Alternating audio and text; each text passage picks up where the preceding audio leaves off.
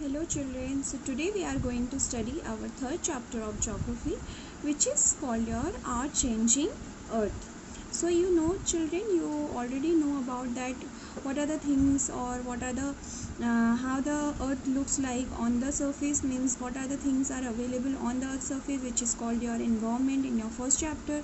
Then what are the things is available inside the earth, which I explained in your second chapter, various layers and all.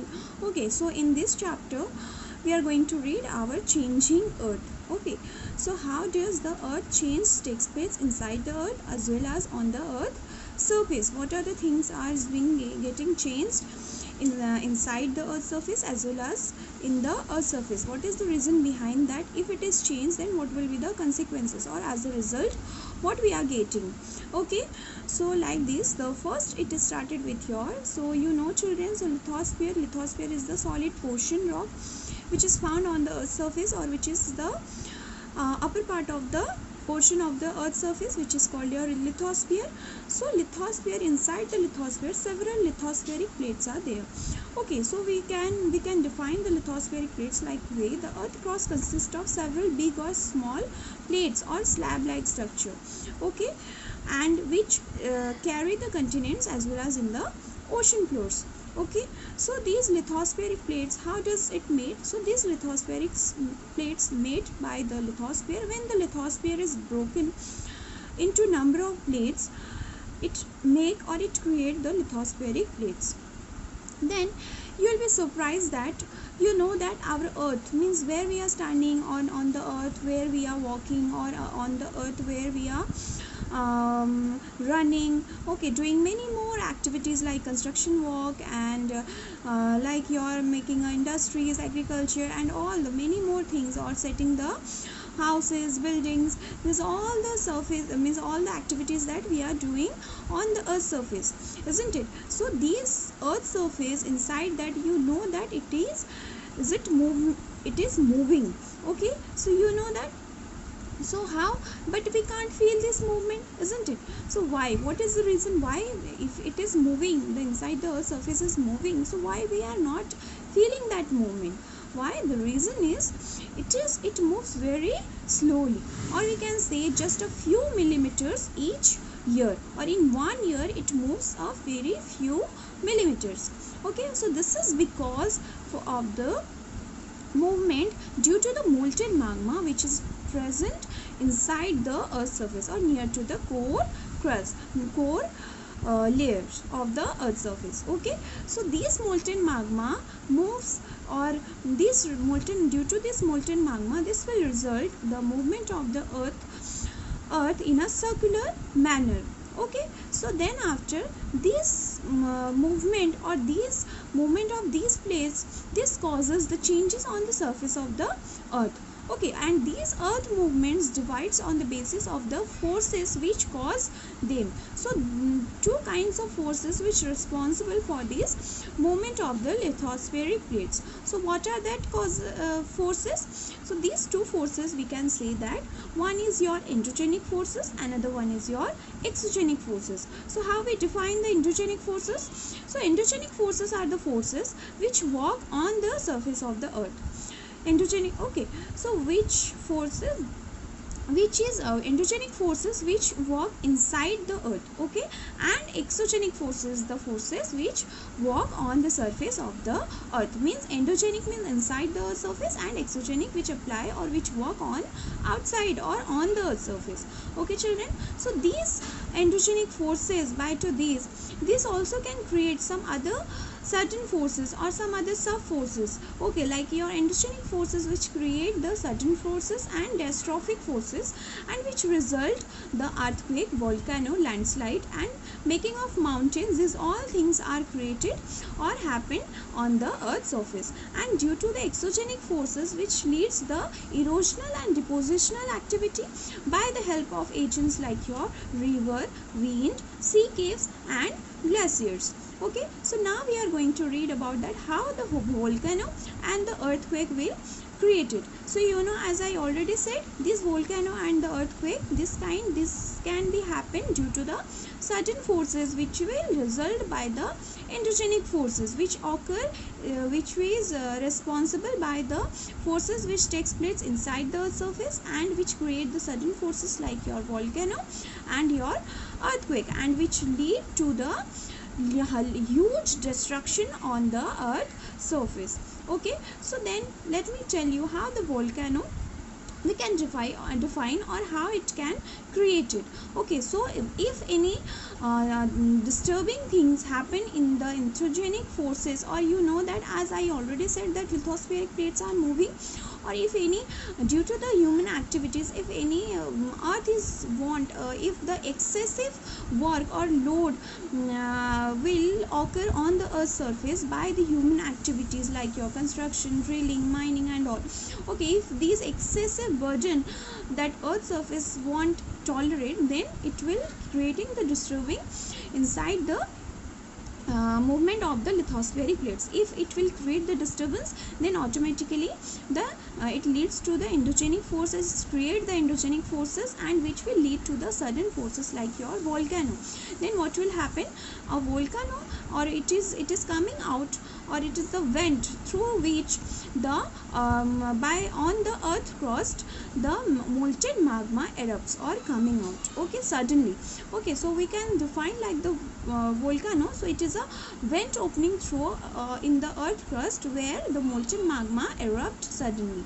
Okay children, so then after another thing which is given, how does the earthquake takes place? Okay, so like it is the same. If the earth won't tolerate the burden, if the earth feel the excessive burden on it, then it will create the disturbance inside the movement of the lithospheric plates. Then it will create the sudden forces which will lead to the earthquake.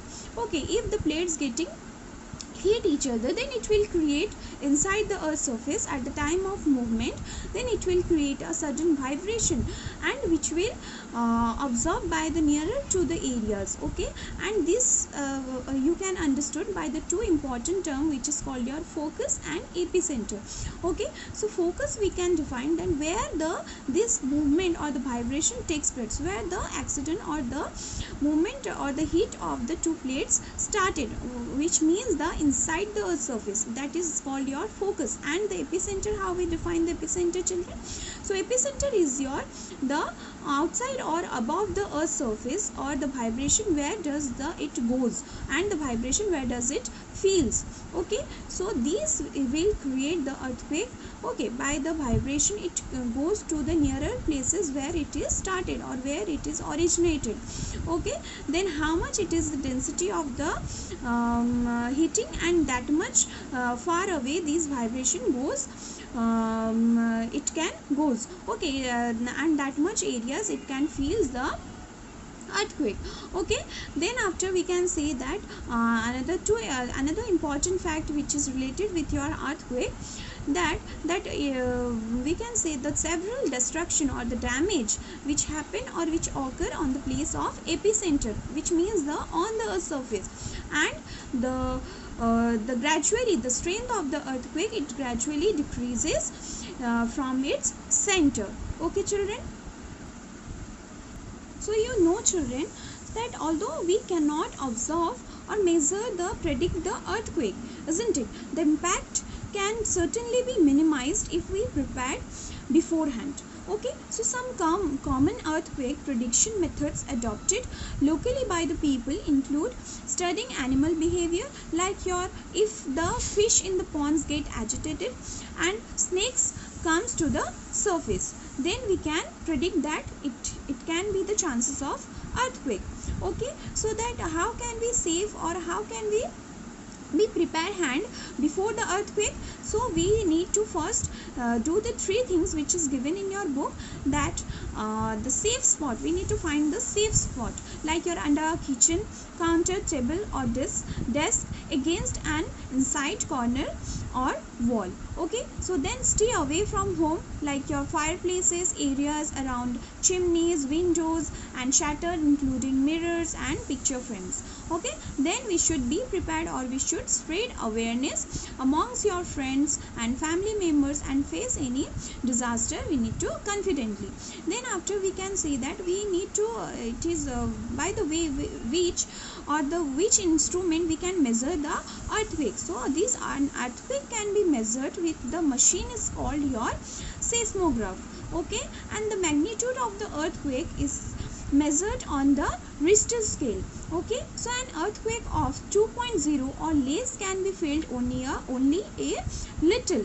Okay, or it can create a very minimum disruption, or can be felt only a little, or we can say an earthquake if over 5.0, then it will cause the damage from things falling, then it will create the moderate destruction. Then if earthquake magnitude is 6.0, then we can consider is a very strong, or if it is 7.0, then we can tell that it is the major earthquake, or the damage or the consequences is also large, or it create the huge destruction on the earth's surface.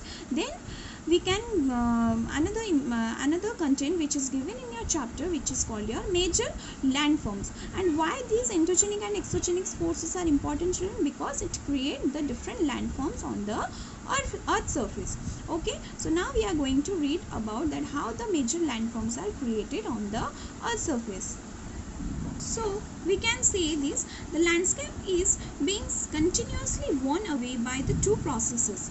Okay, so one is your withering and another one is your erosion. So how we define the withering? Withering is the breaking of the rocks on the earth's surface, and erosion is the wearing away of the landscape by the different agents like your wind, water and ice. Then the eroded material is carried away or transported by the water, wind, etc., and eventually it is deposited somewhere place. And this process of erosion and deposition create the different landforms on the surface of the earth. Okay, then first it is given your work of a river. Okay, so how by the work of a river, which kind of landforms are created, now we are going to read in this. Okay, so like this, it is given that the running water in the river erodes the landscape, and when the river tumbles at steep angle over very hard rocks or down a steep valley side, it forms a waterfall.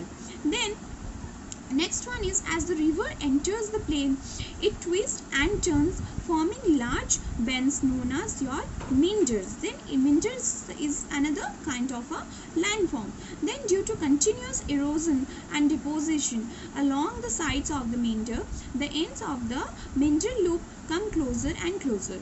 Okay, then in due course of time we can say the meander loop cuts off and the river and forms a cut-off lake. Okay, and it is also called the Oxbow Lake.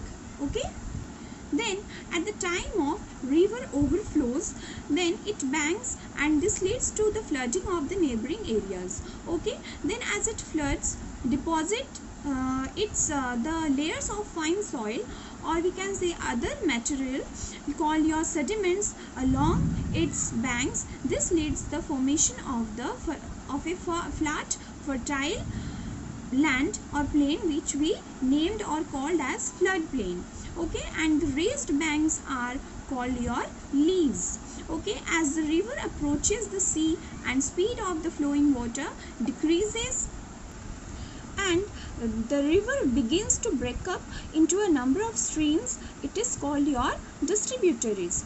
And when the river becomes too slow, it begins to deposit its load, and each distributary forms its own mouth. The collection of the sediments from all the mouths forms a delta. Okay, so then after we will going to read about the work of sea waves. Okay, so by the sea waves, what kind of landforms are created? Okay, so the erosion and the deposition of the sea waves gives rise to coastal landforms, and the sea waves continuously strike at the rocks and it develop the cracks. Over time they become larger and larger, wider, thus hollow like caves are formed like on the rocks, and this is called, we call them sea caves. Okay, as these cavities become bigger and bigger, only the roof of the caves remains, and thus it forms the sea arcs.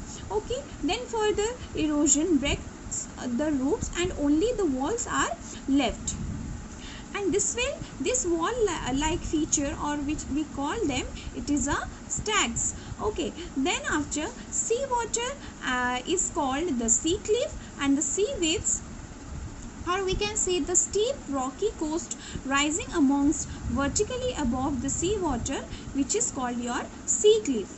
Okay, and the sea waves deposit sediments along the shores forming beaches. It forms the beaches. Okay, then after, another part which is given, your work of ice. Then we are going to read that what are the form of land, what are the landforms can be created by the ice. Okay, so by the ice means like your glaciers. Glaciers are the rivers of ice which to erode the landscape by bulldozing the soil and stones to expose the solid rock below. Then glaciers carve out deep hollows. As the ice melts, they get filled up with water and become beautiful lakes. Okay, and in the mountain, the material carried by the glaciers, such as rocks big and small, and sand and silt, gets deposited, and this deposit form the glacial moraines. Okay, we can say that from the when the ice get melts from the ice mountain, then it will take a form of river. Okay, then by the flowing of these rivers, it carried away the some of the sediments like your sand, silt, and it gets deposited, and which create the glacial moraines. Okay, then now we are going to read about the work of wind. By the wind, what kind of landforms are created. Okay, so you just one we can say an active agent of erosion and deposition in the desert in winds. Okay, in the desert you can see the rocks in the shape of a mushroom. Okay, and which is commonly called the mushroom rocks.